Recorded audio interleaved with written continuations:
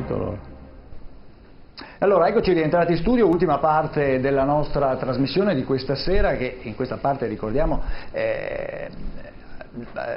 proponiamo e affrontiamo la questione dell'amianto, e dicevo prima della pubblicità che vi avrei fatto risentire il senatore Casson. Con lui abbiamo parlato anche di omicidio, se ha senso parlare di omicidio colposo, ad esempio per le morti di amianto. Sentiamo come ha risposto.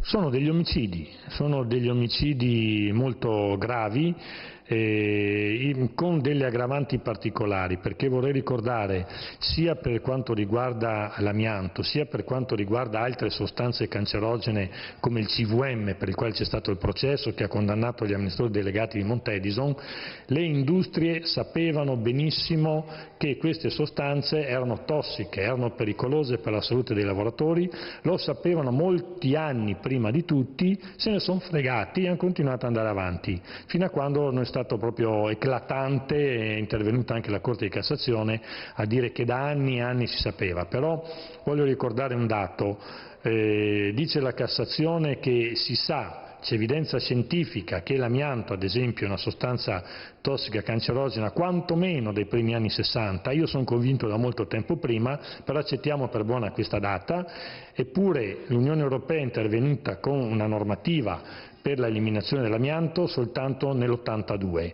e lo Stato italiano ancora 10 anni dopo, il che vuol dire che per 30 anni in Italia le istituzioni, la politica hanno accettato che i lavoratori si ammalassero e poi morissero di amianto. Ecco, allora Casson parla di omicidi e dice per 30 anni la politica, come dire, si è disinteressata, ha fatto finta di non vedere Merler. Ma mi chiedi di commentare degli aspetti che sono di tipo giudiziario. La prima cosa che vorrei dire è che mi interessa sottolineare l'aspetto di sanità pubblica, che è quello che ha fatto parte del mio campo di lavoro, dato che io sono stato un medico e sono stato responsabile dell'attività in Veneto di registrazione dei mesoteliomi. Evidentemente si tratta di malattie prevenibili, anzi si tratta di decessi prevenibili. Qui è stato nominato l'importante arco di tempo che è intercorso tra quando le conoscenze sono diventate disponibili e quando sono state prese decisioni di sanità pubblica. Per correggere Casson, l'Unione Europea ha bandito l'amianto nel 2004, la legislazione a cui si riferiva il senatore Casson è una legislazione di protezione, di riduzione dei livelli di esposizione per i lavoratori fatta nell'82, che l'Italia ha recepito nel 97.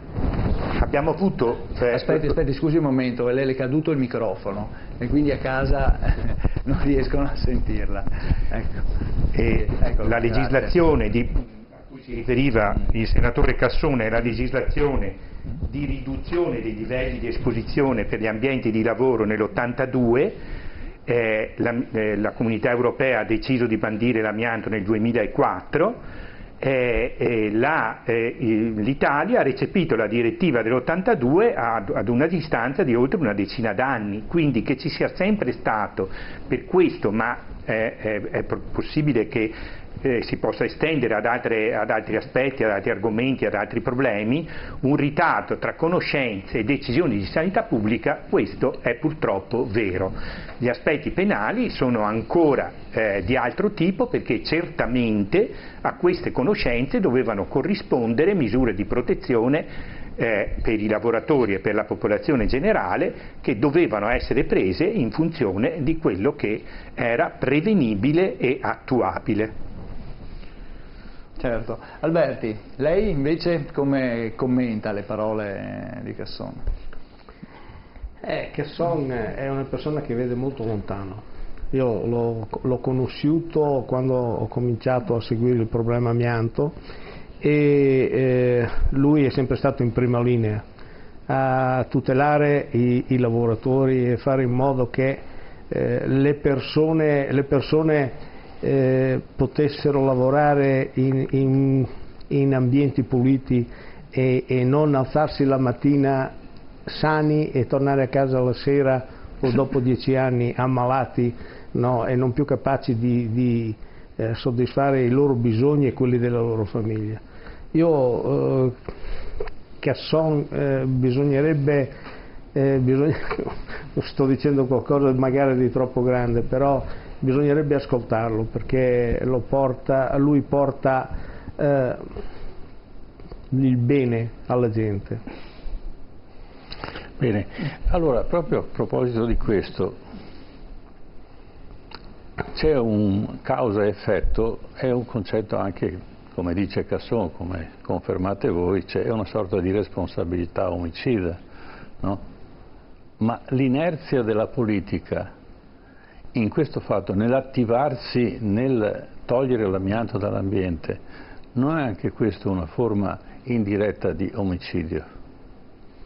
Prego. Rispondo io? Sì.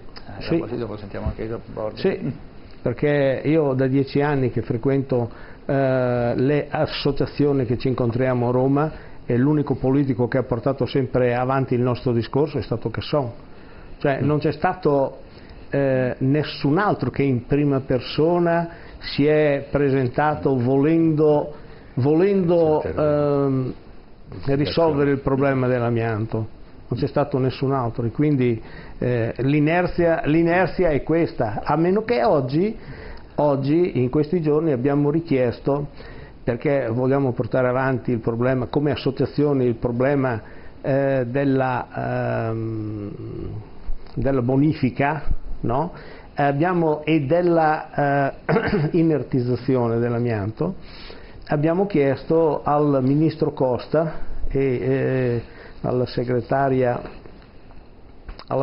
insomma abbiamo avuto un incontro con la segretaria in questi giorni, di incontrarci con il Ministero, l'ISPRA, l'Istituto Superiore di Sanità, per mettere a punto un protocollo di inertizzazione, cioè decidere quale tipo di inertizzazione, perché ne sono venuti fuori di tutto, di tutti i tipi, ma decidere quale tipo su cui studiare.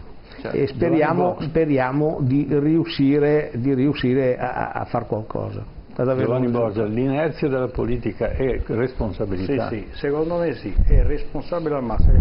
Mi sono piaciute le parole di Casson che io ammiravo moltissimo e che stimavo io insieme a tanti altri lavoratori, perché ovviamente se guardiamo anche il passato, chi è che si è attivato, chi è che ha fatto quello che ha fatto, chi è che si è schierato contro poteri forti, contro i politici, Casson è stato, certo. Ce ne vorrebbero decine di Casson qui in Italia. Bene, allora cerchiamo di farlo imitare, ma vediamo l'ultima intervista. Sì, lo ascoltiamo proprio a proposito della normativa, che cosa altro c'è da fare, dunque vediamo se è tutto fermo oppure se si sta muovendo qualcosa. Ascoltiamo. Che assieme alle associazioni Medicina Democratica, le associazioni ambientaliste come Lega Ambiente, le associazioni degli ex esposti amianto, abbiamo predisposto un nuovo disegno di legge in materia di amianto con 3 capisaldi fondamentali. I 3 capisaldi fondamentali sono la tutela delle vittime dell'amianto, seconda questione è quella relativa al censimento e la bonifica dei siti, dei luoghi inquinati d'amianto, terzo quello della sorveglianza sanitaria e ultimo vorrei ricordare anche quello dei benefici a favore delle vittime da parte dell'INPS e dell'INAIL. I vari governi che si sono succeduti durante il periodo delle mie 3 legislature in Senato non hanno voluto trovare i fondi a sostegno delle vittime dell'amianto e per bonificare i siti. Credo che invece ci sia un dovere non soltanto giuridico, politico, sociale, ma proprio un dovere etico nei confronti delle vittime dell'amianto. Enzo Merler, lei come commenta questo intervento del senatore? Allora, c'è bisogno in Italia, Non vogliamo far parlare, c'è bisogno in Italia di concludere, di sviluppare le decisioni che sono state prese, che conseguono all'aver bandito ogni nuovo uso, e occorre una legislazione che unifichi ragioni, proceda per la progressiva, ma non infinita, dismissione dell'amianto. È quindi giustissimo quello che è stato detto.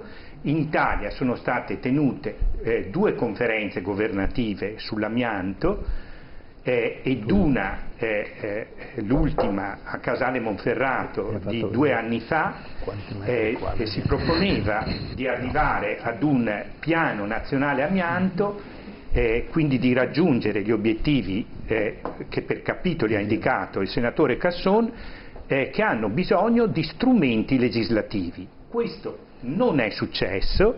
C'è un processo incompleto di dismissione dall'amianto che ha bisogno di attività, di un quadro legislativo, di un'azione dei ministeri, di un'azione delle regioni, di un'azione delle strutture pubbliche. Il senatore Casson ha nominato anche il fatto che c'è bisogno di una riflessione rinnovata sulla sorveglianza sanitaria degli ex esposti. Tutti questi capitoli devono avere una ricaduta anche per la nostra regione, che è il Veneto. Faccio presente che in questo momento il Veneto è senza un piano regionale amianto da anni, ha bisogno di riflettere su come continuare a sviluppare una sorveglianza sanitaria, è incapace di azioni per la rimozione dell'amianto controllate e finanziate. Stiamo diventando più arretrati come regione delle regioni vicine, Friuli, Venezia Giulia, Emilia, Lombardia e Piemonte, che stanno facendo più di noi. Quindi a questo aspetto generale di dire cosa dobbiamo fare si pone il problema specifico di cosa dobbiamo fare in più in Veneto, sia per attuare la legislazione che c'è già, sia per andare nella direzione di colmare quei vuoti legislativi che c'è bisogno di sviluppare. Ecco, questo è un servizio che diamo ai cittadini, che hanno diritto di averlo ovviamente, come la raccolta delle spazzature, non si può lasciare come succede a Roma. Ecco, Alberto Alberti, quindi cosa auspica lei? Perché vuol dire, se mettiamo in piedi una cosa di questo genere in Veneto, che è pieno di vecchi capannoni, può essere una risorsa per i posti di lavoro? Secondo me sì, posti di lavoro sicuramente sì. Bisogna formare le persone e farle lavorare in sicurezza, no, questo soprattutto. Però secondo me non si può buttare allo sbaraglio un discorso così ampio, così vasto. Il dottor Guariniello della Procura di Torino, lui aveva pensato una cosa in grande, una procura unica e generale, perché ci fosse un modo per valutare le situazioni analoghe tutte allo stesso modo e nello stesso tempo. Il dottor Guariniello è andato in pensione, però si potrebbe recuperare il dottor Guariniello, perché il dottor Guariniello è una gran degna persona, un uomo di legge, ma di legge quelli che dicono che la legge è uguale per tutti, e vorrebbe applicarlo questo concetto.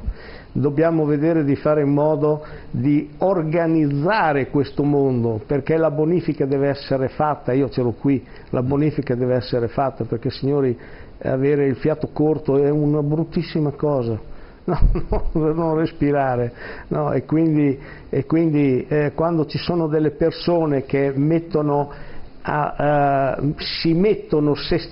se stessi, no, a disposizione degli altri, bisogna tenerle in considerazione. Giovanni Borgia, lei la conclusione di questa parte della puntata, poi come al solito noi replicheremo, prego.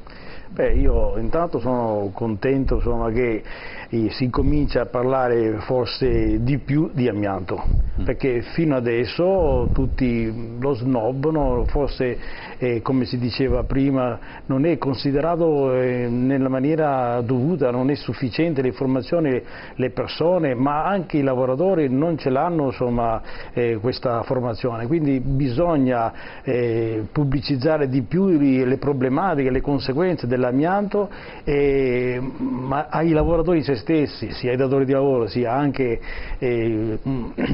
l'ASL dovrebbe intervenire per cercare di istruire di più i lavoratori e anche chi potrebbe, insomma, chi è competente per cercare di evitare questi problemi di sicurezza, perché poi alla fine parliamo, insomma, di morti sul lavoro, ma non ci accorgiamo che le morti sul lavoro sono anche quelle dell'amianto che, come dicevo prima, si sommano. E non vengono sufficientemente messe in rilievo. Esatto. Allora, noi nella questa trasmissione abbiamo un settore che, ecco appunto il memento, cioè non finisce qui. Il problema dell'amianto l'abbiamo preso adesso, lo riprenderemo più avanti, avremo modo di, se siete disponibili, rinvitarvi e avere magari Casson e altre persone che ci possono illuminare meglio di questo fenomeno, e quindi avremo modo di approfondire e rendere consapevoli i nostri telespettatori del rischio amianto e fino a che punto c'è e come eventualmente in presenza dell'amianto si devono